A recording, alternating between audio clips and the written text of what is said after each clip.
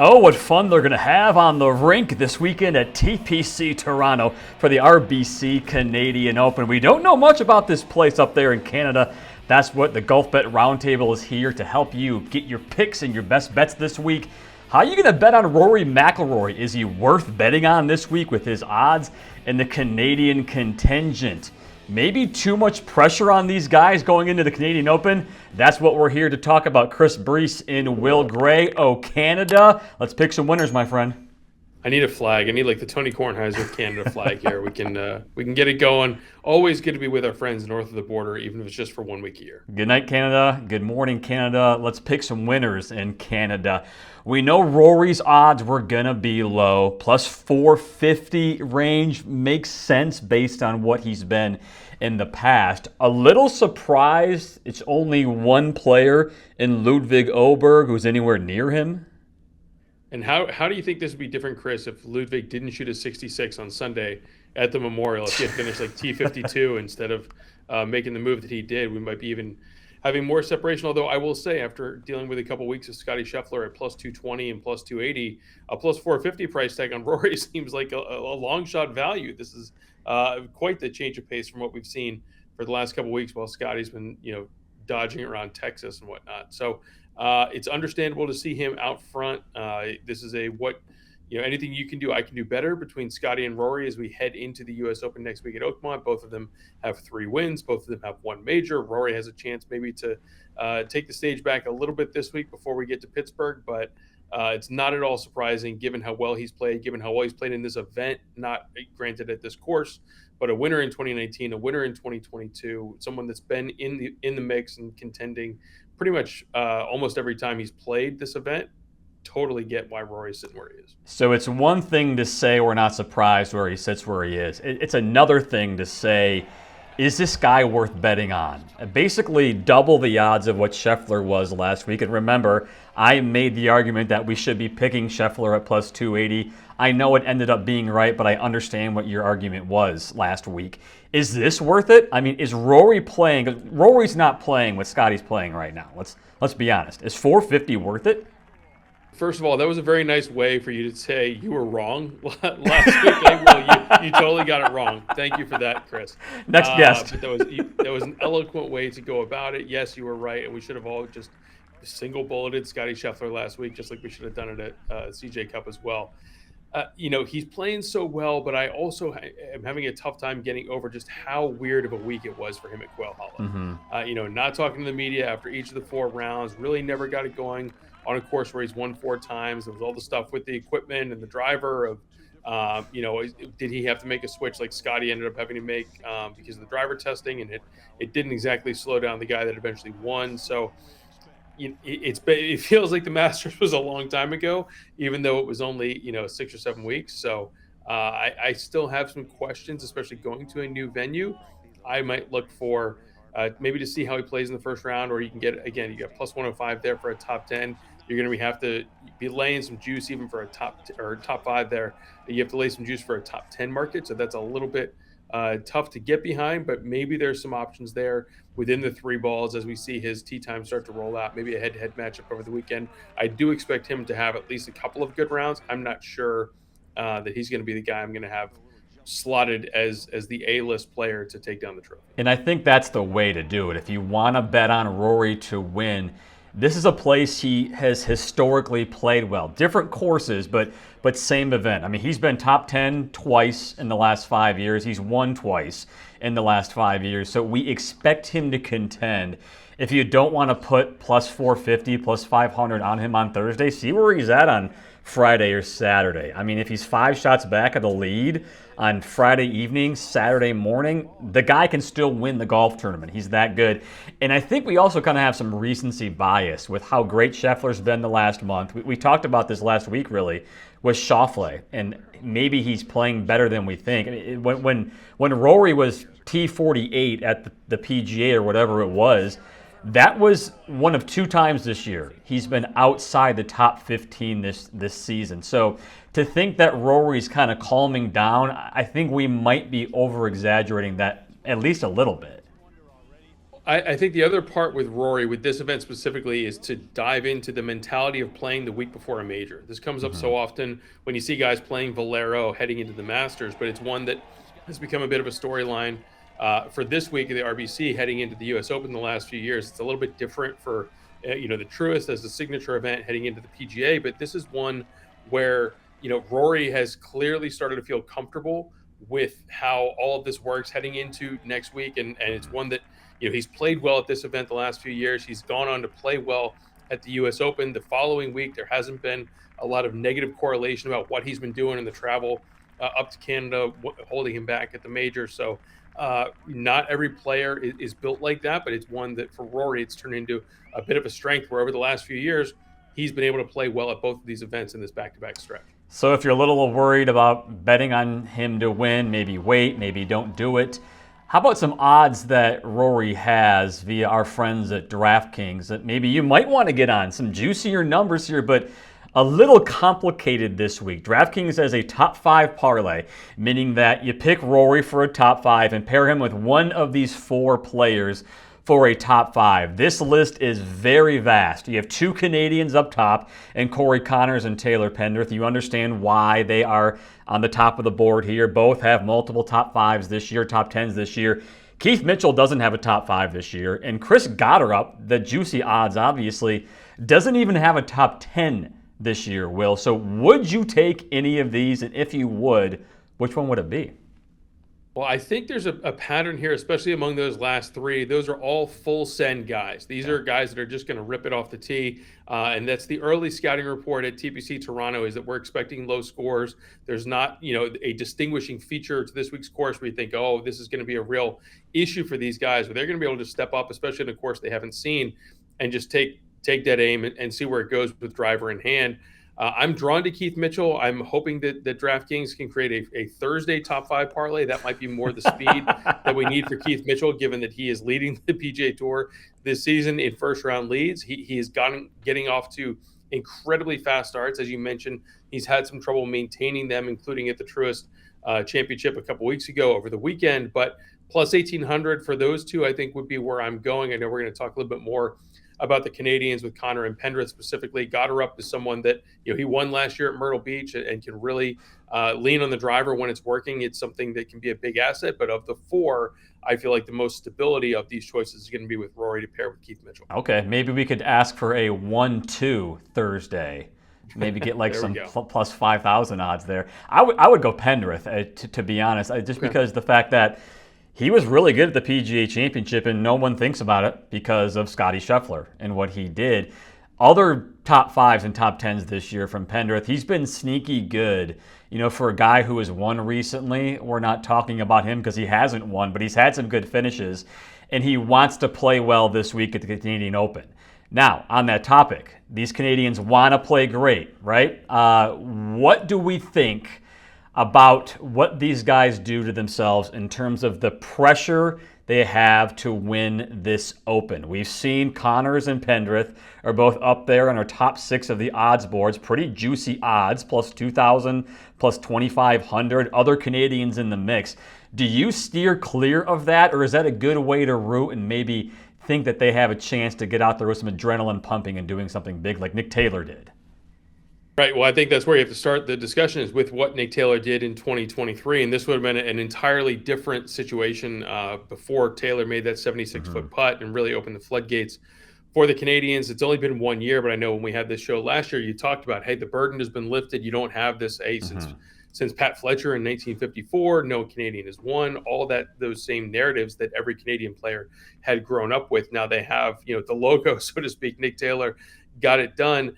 I still think it's something that's definitely going to weigh on them more than any other player if they get in the mix, especially over the weekend. It's something to factor in and is probably a negative for handicapping the Canadian players, but it's not the deal breaker that maybe it was when they were looking at a 60 or 70 year curse, so to speak, before Nick Taylor ended the drought. Yeah, and I mean, he makes that 72-foot putt, and he's playing Tommy Fleetwood of all people in a playoff.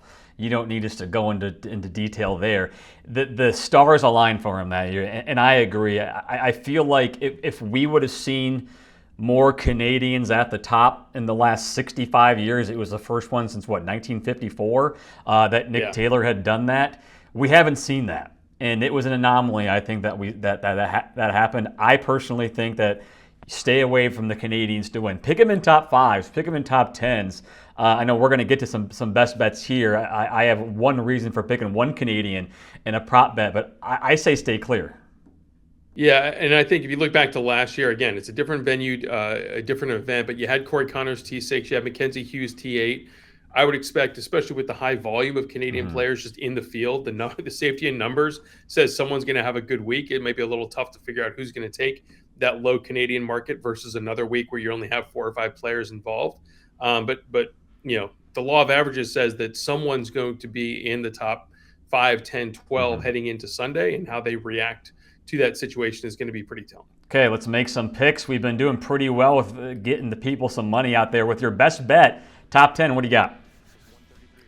Yeah, Alex Noren, man, this guy came out of nowhere, had a huge injury layoff earlier this year, just made his first start of 2025 a few weeks ago, and apparently has no rust issues, because the guy just is cruising right along. He has not won on the PGA Tour. I want no interest in him from an outright market perspective, but let's talk about a top 10, because, again, if you look back at what he did last year in qualifying for the signature events, he was really strong, and especially tee to green. This is a guy that's been on a Ryder Cup team for Europe, 7 years ago, but plus 450 for a top 10 is very enticing for me, because this is someone that I maybe the odds makers are a little slow to price their way into. I know that he was right there in the mix at the PGA Championship at Quail Hollow, finished T17 despite a really rocky final round, but Friday and Saturday into early Sunday, he was on the first page of the leaderboard. So some really surprisingly strong results from Alex Noren, given he missed 5 or 6 months with a pretty significant injury. So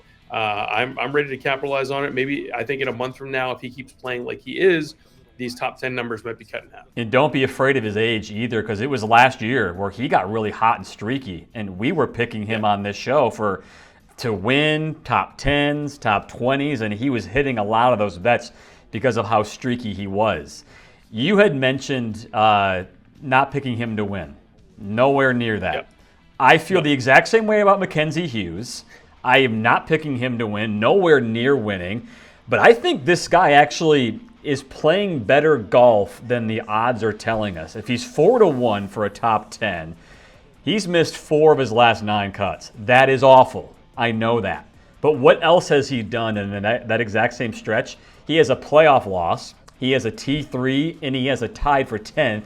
And he was in the mix a little bit last week at Memorial. I know it got tough on the weekend, but Mackenzie Hughes is the kind of guy he loved being in the President's Cup. The Canadian contingent at the President's Cup in September handled it pretty well for the couple of days that he played. He elevates his game in these events. He was T2 last year. You mentioned the top 10 finish last year. He was T2 in the final, going into the final round. I expect him to be somewhere near there on the weekend, and I love the 4-1 number. I think it's a combo of what you said there, of what he did last year, how he's been in this environment, and also his role as chief beer chugger for the international team at Royal Montreal. He loved that environment. It was great to see him up there in Quebec last fall, and just really embracing it. It was an uphill battle for the black and gold to get the job done, but he really did lean into the fans. They had that magical day on Friday going 5-0. So the more you have a player like that, I think of him and Corey Connors and Nick Taylor, especially, of guys who have been in the mix and have really gotten into contention at this event versus maybe other players that don't have as much experience, because it's going to be a different environment, contending at the Canadian Open than it is contending at any other PGA Tour event for someone, from Canada. So the experience last year at the President's Cup is going to be helpful. The experience he had contending at this event last year is going to be helpful. I agree with you. He is feast or famine, tough to read, could easily miss the cut on a week, leading into or leading out of a top 10 finish, and vice versa. But if things are clicking and that putter gets hot, as it often does, I think you're onto something there. That's why it's as high as 4-1. You made a pick 2 weeks ago that I was a little skeptical of until it hit. It was Ryo Hisatsune to be top Japanese at the Charles Schwab Challenge. So here I am. I'm taking your advice, Will. I thought plus 280 maybe a little bit low. That's probably because the books realize how good this kid is, and he is a kid. He's 22 years old. Ryo Hisatsune, he is hungry. He wants to make those signature events next year. He is gaining strokes on every facet of his game, which is great for a brand new course. And when you're talking about new courses, this is a player who is used to having to figure out a new course. He's 2 years deep, full-time on the PGA Tour. He has not seen golf courses like other players have seen golf courses. Everybody is in that boat this week, and Ryo has succeeded in that this season. He had a T6 at Charles Schwab a couple of weeks ago. Other top 20s, give me him top 20 for plus 280. Yeah, I was going to say that the T6 at Colonial, and he also has a top 5 at Valero and a T4 finish at Innisbrook. So that screams ball striker to me, right? If you can handle, Innisbrook and Colonial and TPC San Antonio, there are some definitely common threads to apply there. I welcome you onto the Ryo Hisatsune bandwagon. I'm still enamored with the whole drinking out of the water bottle before every putt thing. I saw it live in person at the PGA Championship. It was marvelous.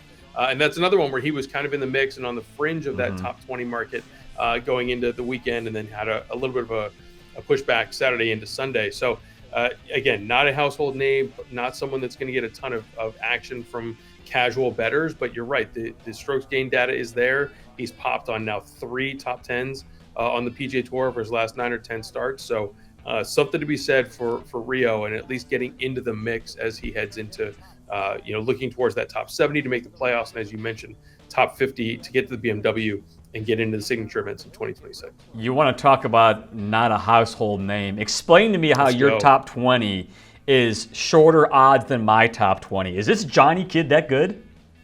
He's red hot. The guy is just, he can't miss on the Korn Ferry Tour this year. So keep in mind, he got his spot this week because he was the Order of Merit winner on the Canadian portion of PGA Tour Americas last year. And the final event was played here at TPC Toronto. So not a lot of people have experience at this course or have known it before this week. And Johnny Kiefer has played it and has played it in competition last year. So that's maybe a little bit of a nugget, but also I just like the fact that he is the hot hand right now on the Korn Ferry Tour. Has won twice, qualified via the OWGR for the PGA Championship last month. He's already in the field for next week's U.S. Open. He qualified at the Texas Sectional a week or two ago. So he's going to be on major stages. He's a name that is going to be on the PGA Tour in 2026. He's going to be part of that ascending class from the Korn Ferry Tour. So certainly a guy that casual fans and core fans as well should recognize and get to know, because I think we're going to be seeing him and talking about him in some of these shows heading into 2026. And like you said about other stars, get on him now before his odds maybe 250, maybe 150 next year if this guy continues to be that good. If you see how he plays this week. Yeah, well, I mean, maybe hyping him up a little bit too much right now. Recall 2 weeks ago when Will and I had a consensus golf bet winner bet, and we hit it. It was Ben Griffin plus 8,000 to win at Colonial, and here we are again. We have a consensus winner. Let's go. Let's run it back. EVR. Look at that. Look at how many zeros are on that price. 100 to 1 on a guy that's won twice before on the PGA Tour and just dusted the field on Monday at the U.S. Open qualifier. I don't want to read into a one day of 36 holes too much, but man, he was playing some incredible golf. 6 shots. Earning his spot. He won by 6. Yeah, earning his spot with ease, heading into Oakmont. And this is someone who had a runner-up just a couple weeks ago at the CJ Cup. You mentioned Taylor Pendrith as someone that has some correlation as a winner at the CJ Cup last year. And again, that's a pretty wide open course where he won in Mexico at the WWT is also a pretty wide open course. So there are definitely some parallels there. I just think that this is a guy that we've seen so often. He goes in streaks, and he was the only one that came within a mile of Scotty Scheffler at the CJ Cup. So it wasn't like he was going down the stretch with a one-shot deficit. It was Scotty's week for sure. But 100 to 1 on this sort of player with this caliber, sign me up. Let's not assume that this guy's forgotten how to win. I know it's been 2 years, but he won twice in 2 years. And if he gets any kind of confidence and he feels good this week, anything can happen. There's another player that we both like, my winner. And I know you were going to pick my winner for the sake of not picking him. I let you have the stage here, Chris. You talk him up. Tell the fans why they need a ticket on Sammy B. So, does anybody else feel like Sam Burns is just waiting to win? I mean, just sitting there, every single sign is there that this guy's going to win again. He had his second best strokes gained round of his career last week, 600 plus rounds. He gained 8 strokes on the Memorial Field on Friday, and that's 65. Finished pretty good. In his recent finishes, his last 5, all of them in the top 15, top 20, multiple top 10s, top 5. He is up there week after week. And here's my favorite part of this. If nobody knows this course, and follow this logic here, if you don't know the course, where do you hit the tee shots? Where do you place your ball on the green? That's all question marks, right? Doesn't that mean that you're relying heavily on your putter?